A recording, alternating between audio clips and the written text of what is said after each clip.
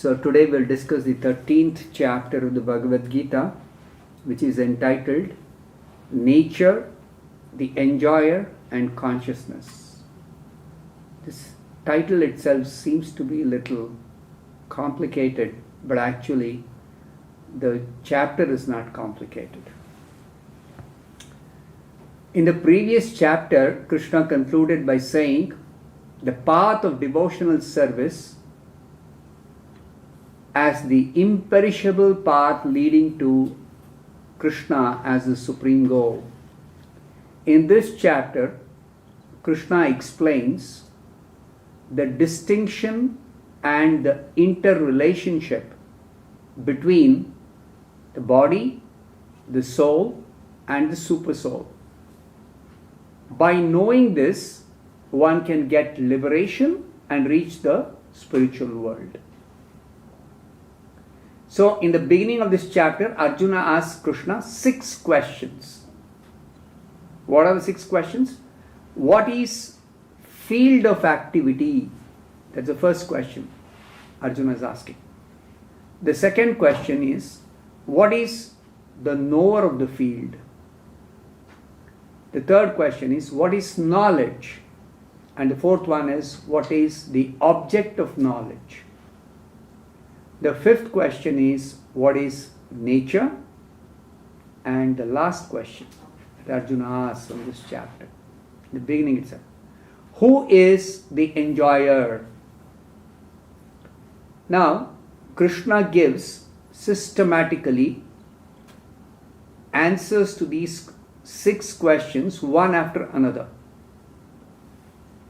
First of all, Krishna explains what is the field of activity and who the knower of the field is.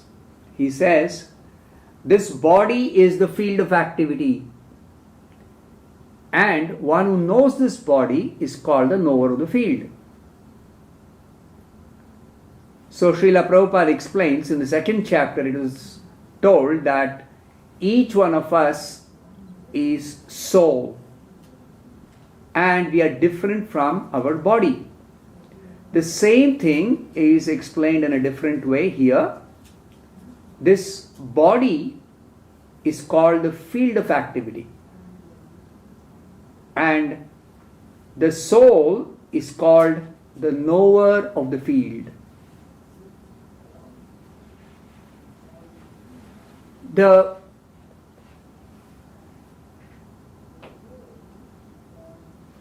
body as the field of activity for the soul is explained in this chapter as the soul is trapped in the body, and according to the body there are different facilities for enjoying the body for the soul who is trapped in the body. Now, the soul actually wants to enjoy his senses, but he is unable to have unlimited enjoyment. He is limited to enjoy according to the body he has got. Therefore, the body is described as the field of activity. Now, the difference between the field of activity and the knower of the field is not difficult to understand. Any person can consider from childhood to youth to old age, the body is changing, but he is the same person. So, his body is different from himself. So, his body is called the field, which is ever changing, and he, the soul, is the knower of the field, the knower of the body.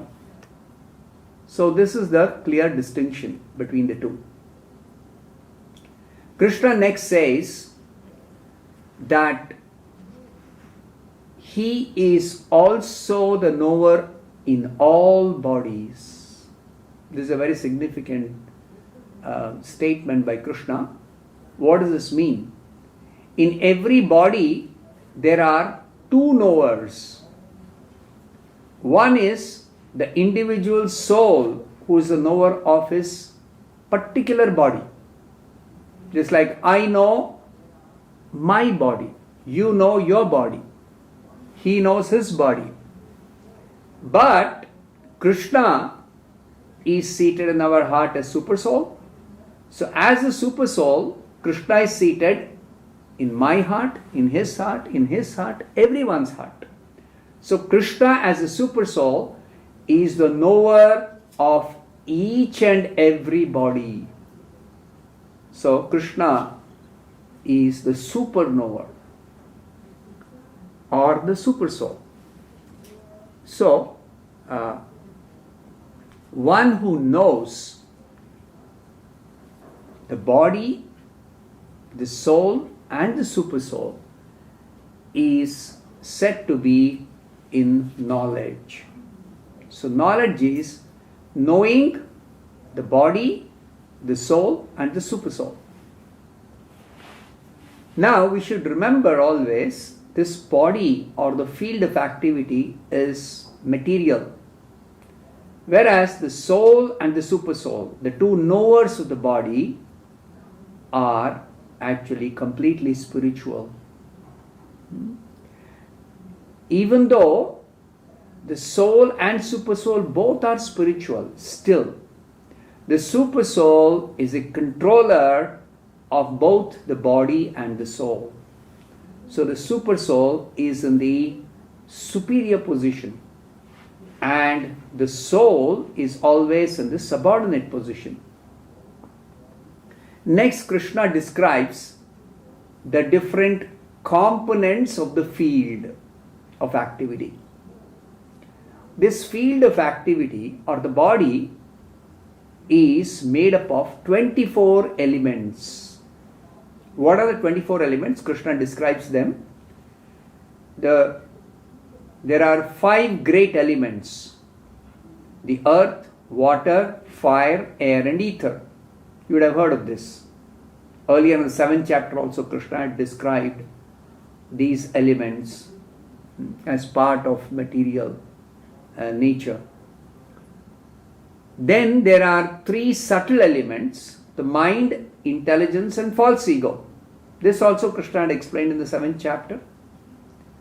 Then there are 5 knowledge acquiring senses: the eyes, the ears, the nose, the tongue and the skin. Then there are 5 working senses: voice, hands, legs, anus and genitals. Then there are 5 sense objects. What are they? They are the smell, taste, form, touch and sound. Just like for the eyes, the sense object is form, or for the nose it is smell, like that. The last element, the 24th element, is called the unmanifested. Next, Krishna describes the interactions of the field of activity. There are 7 interactions in this field. They are described as desire, hatred, happiness, distress, the aggregate, the life symptoms and convictions. Now this really is a technical description of the field and its interactions. But what is important to understand here is the field is constantly changing, whereas the soul, the knower of the field, is unchanging.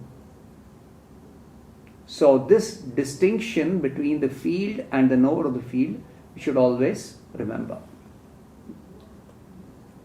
Next, Krishna describes 20 items of knowledge. We have some understanding of what is knowledge, what we study generally about this world or different subjects. Somebody may be studying one subject or one field. of knowledge one may be pursuing.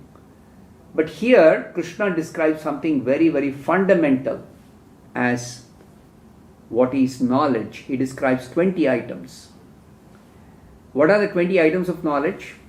Humility, pridelessness, non-violence, tolerance, simplicity, approaching a bona fide spiritual master, cleanliness, steadiness, self-control, renunciation of the objects of sense enjoyment, absence of false ego, the perception of the evil of birth, death, disease and old age, detachment, freedom from entanglement with children, wife, home and the rest, even-mindedness amidst pleasant and unpleasant events, constant and unalloyed devotion to Krishna, aspiring to live in a solitary place, detachment from the general mass of people, accepting the importance of self-realization, and philosophical search for the absolute truth or philosophical search for God. These are 20 items of knowledge.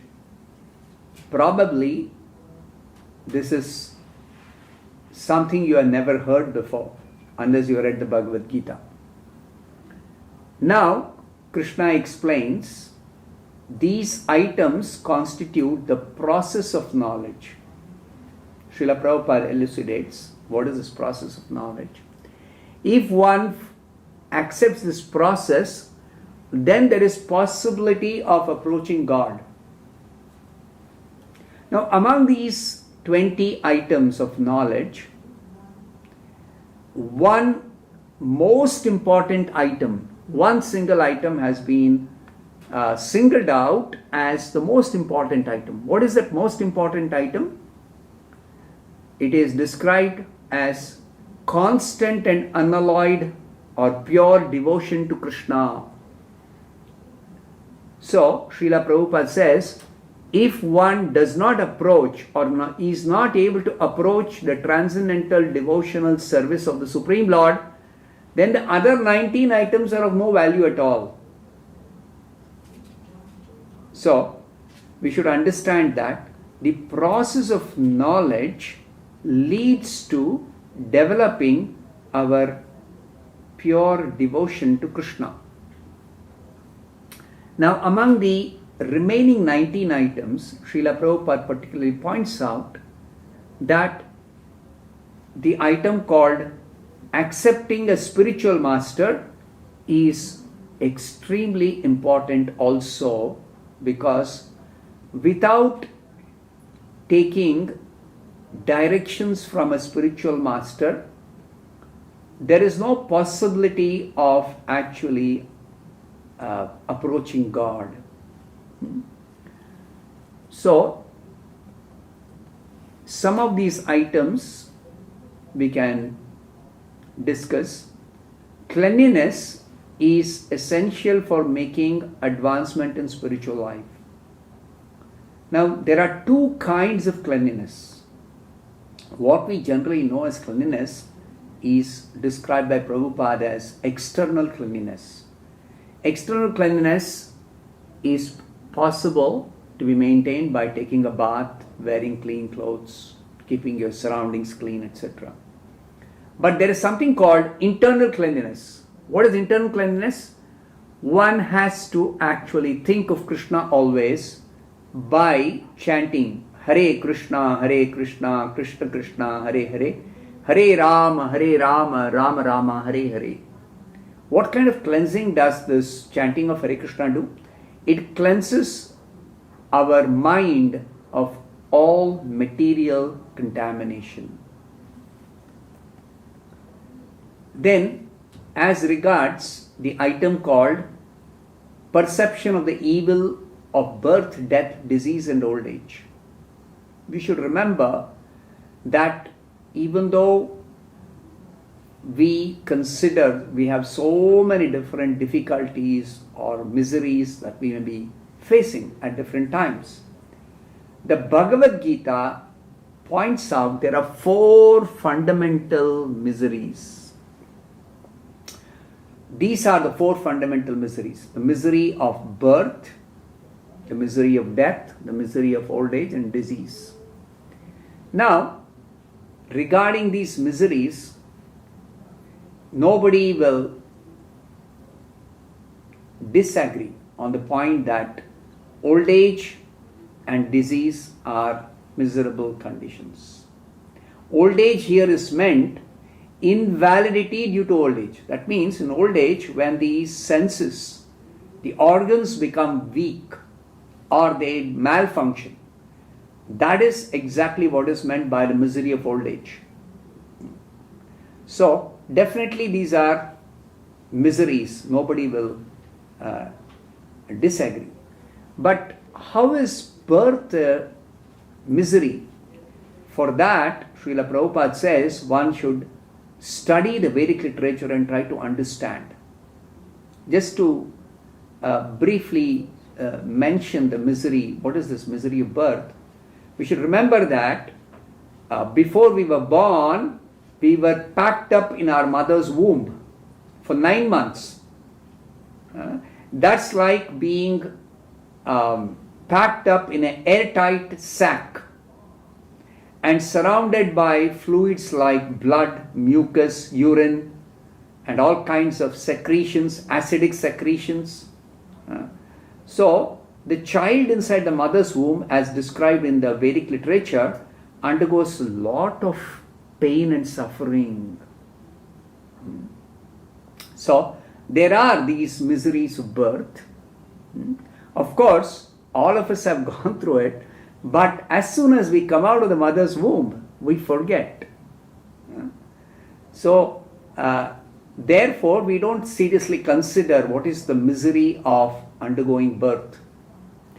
Similarly, the misery of death, that is also described in the Vedic literature. It is said the amount of pain a person undergoes at the time of death. We should remember that the soul doesn't die. That means the person, the real person inside the body doesn't die. Death means giving up this body and entering another body. So that particular misery, how is that a misery?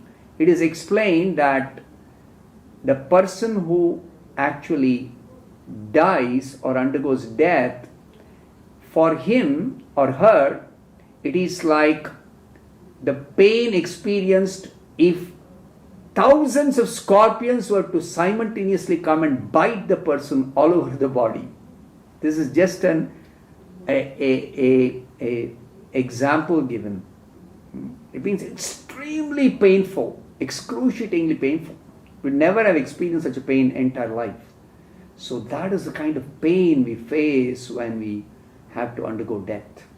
In any case, one should study the Vedic literature and discuss these fundamental miseries and understand that actually we should try to solve these problems rather than become busy with solving other problems.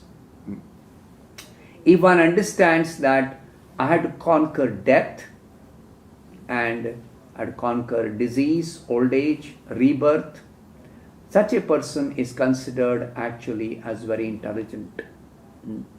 So simply by accepting the process of devotional service and after quitting this body, going to the spiritual world to live with Krishna, thereby we are able to conquer birth, death, disease, old age. Because in Krishna's personal abode, there is no birth, there is no disease, there is no old age, there is no death, there are no miseries.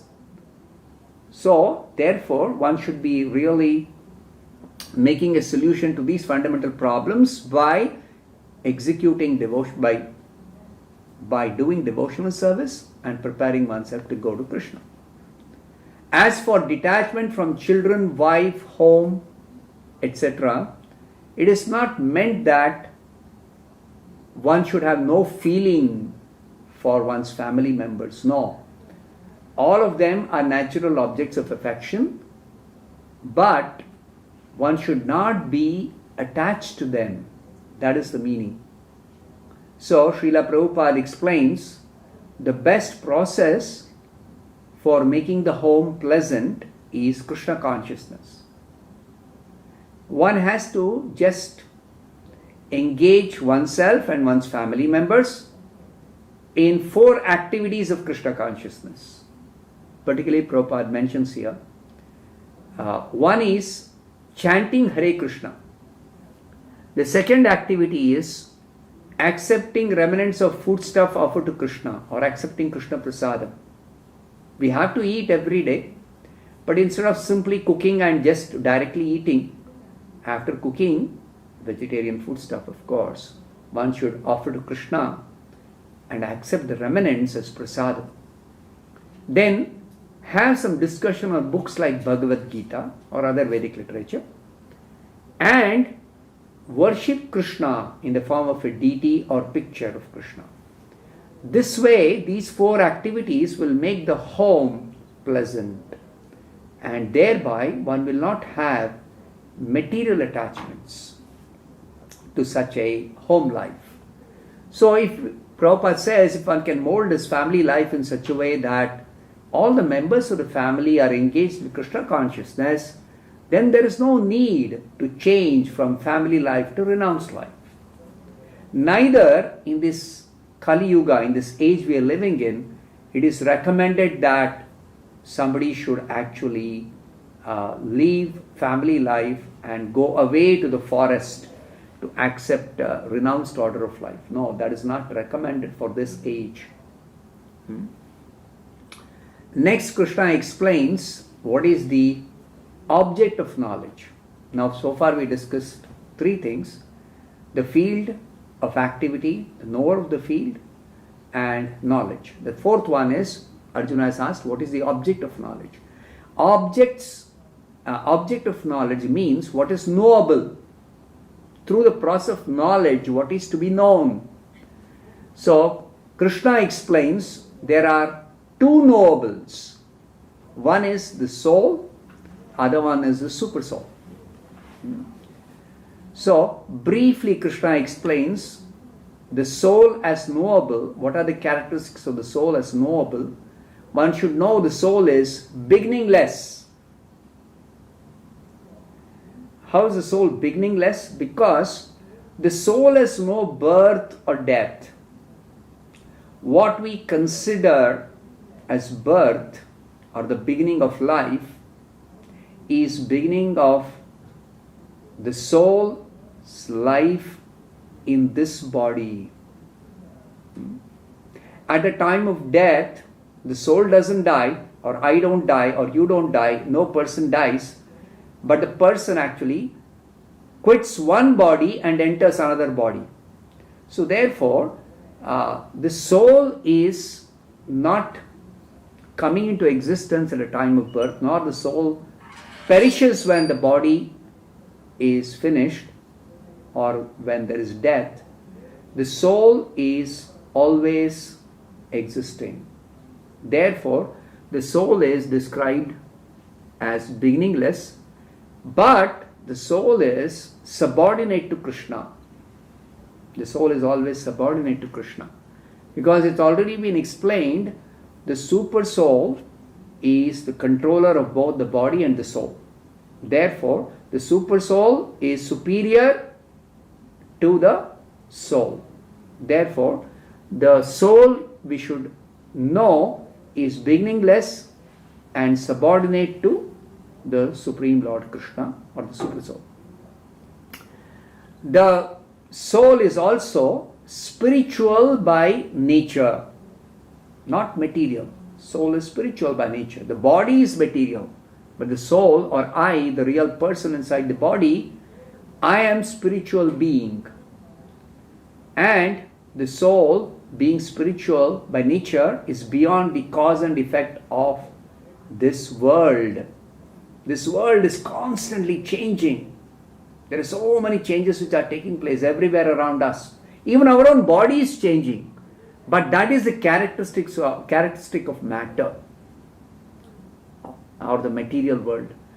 As soul is spiritual, there is no change, never undergoes any change, is unchanging self.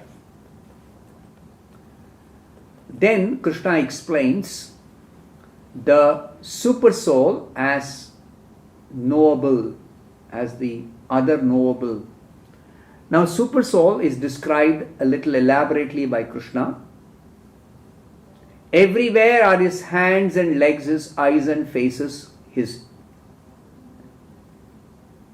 hears everything. In this way the super soul exists. Unlike us, each one of us, we have 2 hands, we have 2 eyes, or maybe some other animal may have 4 legs, that's okay. But in any case, we have limited senses, limited organs. We have limitation of the capacity of our senses. But the super soul has unlimited eyes, unlimited faces, unlimited legs and hands. How do we understand this? The super soul is present in every body. So actually, our hands are not our hands. It is the hands of the super soul. The super soul is the original owner. It is just like if somebody is staying, let's say, in a rented house. So the owner of the house is not the person who is residing as a tenant. Owner of the house is different. The tenant is staying definitely, but he has got limited access and limited facility to stay in this house. Similarly, when we are in this body, each one of us, each soul inside each and every body can use the body in a restricted way, has got limitation. But this super soul is the real controller and the real owner of every sense, or all the senses, or all the hands, all the legs. So that is being explained here. The super soul has unlimited legs, hands, eyes, etc. And further the description is given that the supreme truth, the super soul, exists both internally and externally, in the moving and non-moving. He is beyond the power of the material senses to see or to know. Although far, far away, he is also near to all. See, the super soul is actually Krishna himself, who is in his spiritual world. Even though the spiritual world is very, very far away, still Krishna is near, because as the super soul, he is within our heart. So Krishna is simultaneously in his personal abode in the spiritual world. He is also within our heart as the super soul. So he is simultaneously present in the spiritual world and in the material world. So therefore he is described as, although far away, he is also near to everyone. He is beyond the power of the material senses to see or know.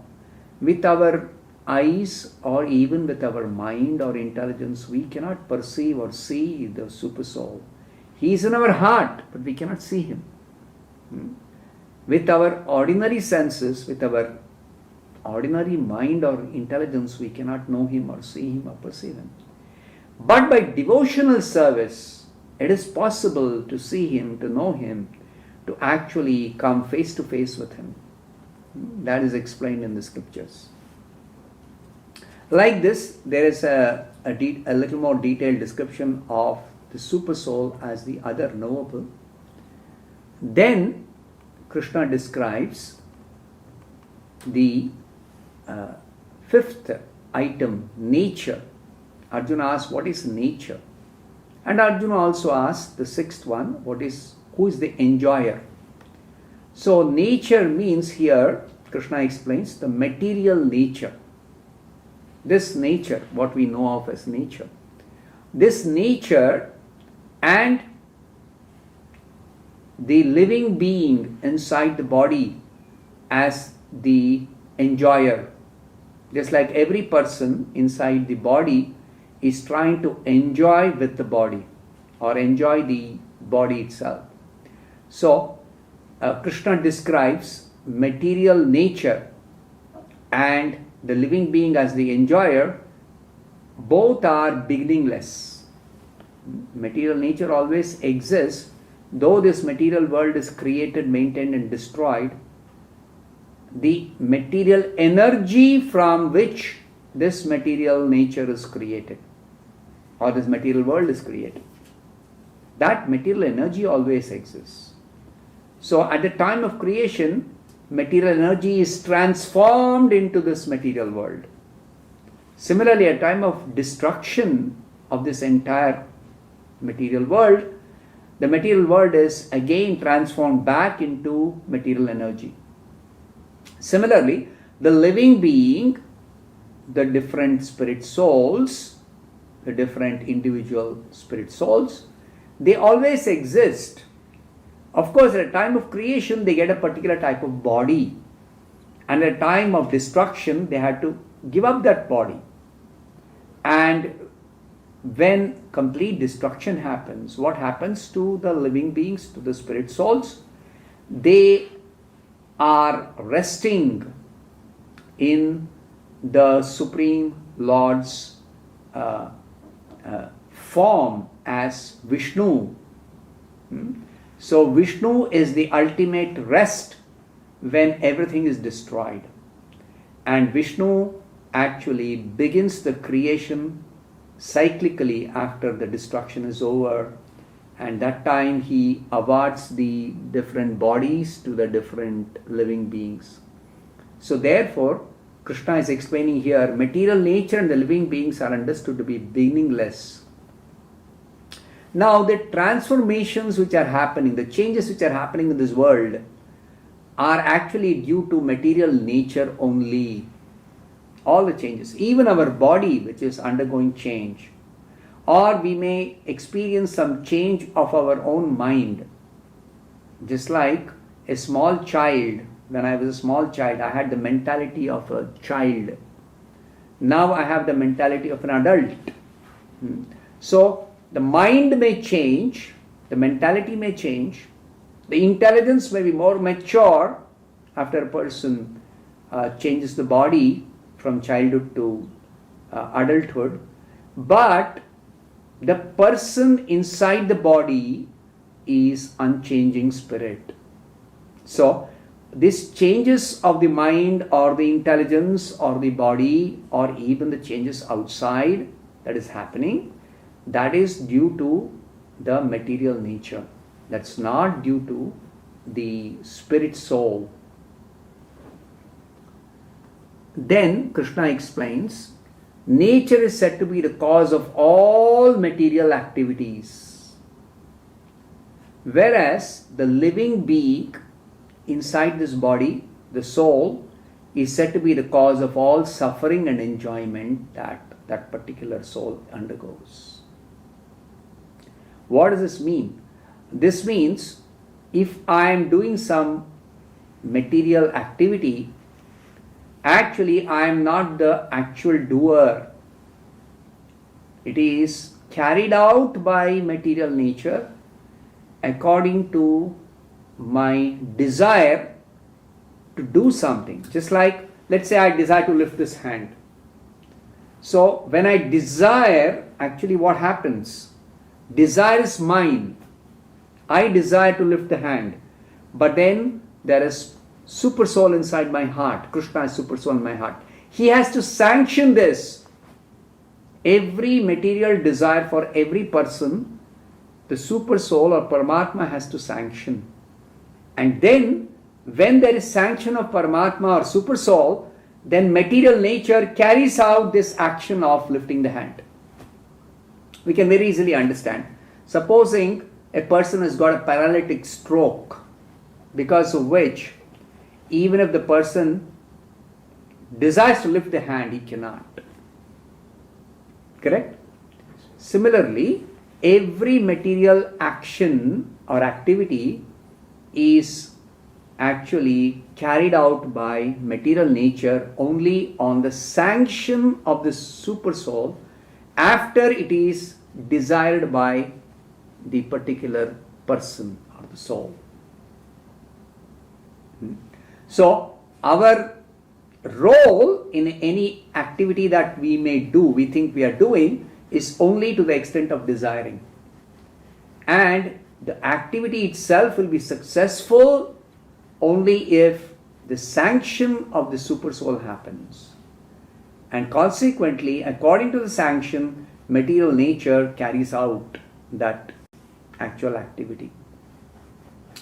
Another way of understanding that material nature is carrying out the activity is this body is made up of matter. I am spirit. I am not this body. So this body is working under the control of material nature. So the material nature is controlling this body. Therefore, material nature has to carry out the activity as regards, let's say, some bodily movement. Similarly, everything outside us also is actually made up of material nature. So material nature is controlling it, all material objects, and material nature only actually brings about the changes. So this is important to understand, that even though, let's say, I am not the doer of some material activity, why am I held responsible for that activity because of which I have to enjoy or suffer the consequences? Supposing I harm somebody, then the actual hurting is done by the action of material nature. Supposing I bang this table or I hit somebody, actual instrument is my hand, and my hand is moving by material nature. I desire to move this hand, but actually it is carried out by material nature. Now, but still it is happening because of my desire. Material nature is not deciding to move anything. Super soul is not deciding to move anything. It is only after I desire. Therefore, even though I am not the actual doer of any activity, I am held responsible, because behind every action that I think I am doing, it is my desire to do it. Therefore, Krishna explains here that even though material nature is the cause of every material action, the living being is the cause of the various sufferings and enjoyment. So which means that if I want to avoid suffering, which all of us want, and I want to be happy, or I don't want suffering, then I have to control my desires. So that's exactly what happens when we do devotional service. When we do devotional service, we desire only to serve Krishna. And all such desires to serve Krishna result in our miseries being completely eradicated. We will not face any miseries. Service to Krishna is simply joy, is simply happiness, unlimited eternal happiness. So, Krishna like this explains the material nature as the nature. What Arjuna asked is, what is nature? And the living entity as the enjoyer. But Krishna also says there is another enjoyer, the super soul, who is the supreme enjoyer, and it is